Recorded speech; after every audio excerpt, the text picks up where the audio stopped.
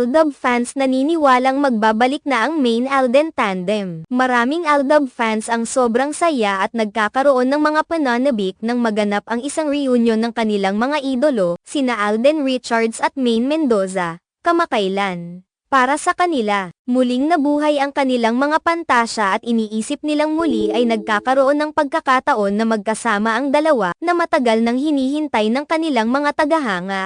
Ang reunion na ito ay naganap sa kasal ni Jose Manalo at Mergine Maraanan, kung saan parehong dumalo sina Alden at Main. Si Jose Manalo ay isang malaking bahagi ng love team na Aldab, kaya't hindi may iwasang magbigay ng espesyal na kahulugan ang mga tagahanga ng Aldab sa pagtangkilik nila kay Jose sa kasal. Si Jose ang gumanap bilang si Yaya ni Dora, ang karakter na naging tulay sa kanilang sikat na kalye-serye sa Iyat Bulaga. Ito ang naging dahilan kung bakit lalo pang sumikat at naging tanyag ang Aldab sa mga manunood. Si Yaya ni Dora ang naging matchmaker o tagapagtaguyod ng love story ng dalawa sa loob ng kalye-serye, kaya't may espesyal na koneksyon ang kanyang karakter sa Aldab love team. Hindi naman lingid sa kaalaman ng marami na nagkaroon ng malaking epekto ang Aldab sa buhay ng mga tagahanga nito at sa telebisyon sa buong bansa, kaya't nang makita nilang magkasama ulit ang dalawa sa isang okasyon tulad ng kasal,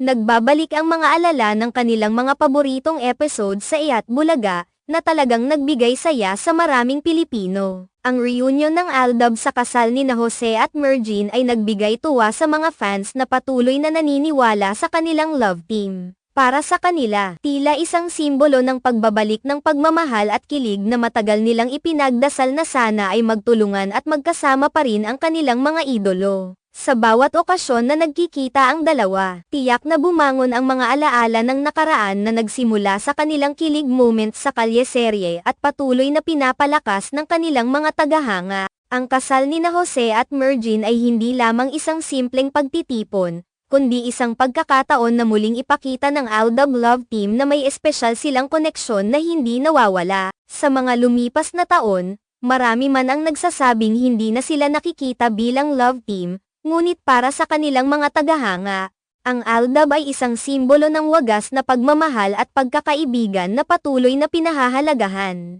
Kahit na may mga nagsasabi na hindi na nagkakaroon ng pagkakataon ang Aldab love team na magtulungan sa mga proyekto, malinaw na ang reunion na ito ay isang patunay na hindi pa rin nawawala ang kanilang espesyal na koneksyon. Marami pa ring naniniwala na may magandang bagay na naghihintay para sa kanilang mga idolo sa hinaharap at ang kanilang pagtangkilik ay patuloy na magpapalakas sa kanilang love team. Ang pagkikita ng Aldab sa kasal ay isang maganda at simpleng tanda ng pagmamahal at suporta mula sa kanilang mga fans. Tila nagsisilbing inspirasyon ito na hindi sa lahat ng pagkakataon ang isang love team ay kailangang magkasama sa mga proyekto para mapanatili ang kanilang koneksyon. Ang pagmamahal at respeto ng mga tagahanga ay sapat na upang ipakita ang wagas na suporta sa kanilang mga idolo.